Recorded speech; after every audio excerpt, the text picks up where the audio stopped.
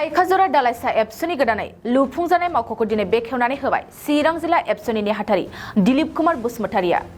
चिरां जिल्लानि जिथि दुवार दखरा दुलाराय बर' फरायसा आफादनि सिङाव थानाय थाइखाजरा दालाइसा एबसुनि मावख'खौ चिरां जिल्ला एबसुनि गाहाय नेहाथारिया बेखेवनानै होनाय समाव गोबां दैदेनगिरि आरो मावथिफ्राबो बाहागो लादों। बे बेखेवनाय हाबाफारिजों लोब्बा लाखिनानै चिरां जिल्ला एबसुनि गाहाय नेहाथारि दिलीप कुमार बसुमतारिया खौरांगिरिनि सिगाङाव माखासे बाथ्राखौ फोरमायदों। दिनैहाय जोङो थाइखाजरा दालाइसा दुलाराय बर' फरायसा आफाद हिसाबै जोङो मोनसे दालाइसानि अरायथा मावख' हिसाबै जोङो दिनैहाय गायसननानै लादों आरो बेखौहाय दिनैहाय जोङो बेखेवनाय जोङो हाबाफारि लादों।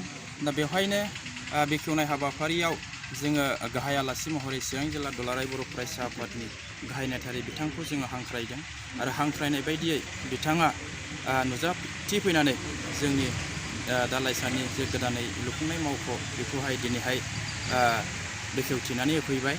दा बे मावख'नि गेजेरजों जोङो बेखौनो आसा खालामो जे जोङो थाइखाजरा दालाइसा दुलाराय बर' फरायसा आफाद हिसाबै अरायथा मावख' गैया हिसाबै जोंनि माखासे मावनो गोनां जेबायदि हाबाफोर बा हाबाफारिफोर दा बे हाबाफारिफोरखौ जोङो मोनसे सिस्टेम बायदियै जोङो मावलांनो हायाखैमोन। दा दिनैहाय बे मावख' अरायथा मावख'खौ लुफुंनायनि गेजेरजों जोङो आसा खालामदों जे जोङो दालाइसा हिसाबै दालाइसा ओनसोलनि सिङाव थानाय समाजारि जेंनानि बिथिं आरो सोलोंथाइ जेंनानि बिथिं फारफ्रोमबो बिथिङै जोङो जेबायदि जोङो हाबा मावनांगौ बे बिथिङै जोङो साबसिन हामसिनै जोङो मावलांनो हागोन जों बेखौ आसा खालामदों। दा जोंनि नैबे थाइखाजरा दालाइसा दुलाराय बर' फरायसा आफादा बै समावहाय जिथि दुवार दखरा दुलाराय बर' फरायसा आफादनि सिङाव थानानै जोङो हाबा मावबाय थादोंमोन। दा बिनि गेजेरजों माखासे ओनसोलनि साननो हनो गोरों मेलेमजिबि बिथांमोनहा सावरायलायनायनि गेजेरजों बा बिसार खालामनायनि गेजेरजों 2014 मायथाइयावहाय जिथि दुवार दखरा दुलाराय बर' फरायसा आफादनिफ्राय खोन्दो महरै बोखावथिनानै लाबोदोंमोन, नाथाय माने अरायथा मावख' हिसाबै लुफुंनो हायाखैमोन। दा दिनैहाय बे ओनसोलनि माखासे साननो हनो गोरों सुबुंफोरनि हेफाजाबजों लोगोसे जों सरकारि बिथिंनिफ्राय गैयाब्लाबो एसे एनैब्लाबो जोङो हेफाजाब मोननानै दिनैहाय जोंनि नैबे थाइखाजरा दालाइसा दुलाराय बर' फरायसा आफादखौ बेखिनि महरसिम जोङो होनो हादों।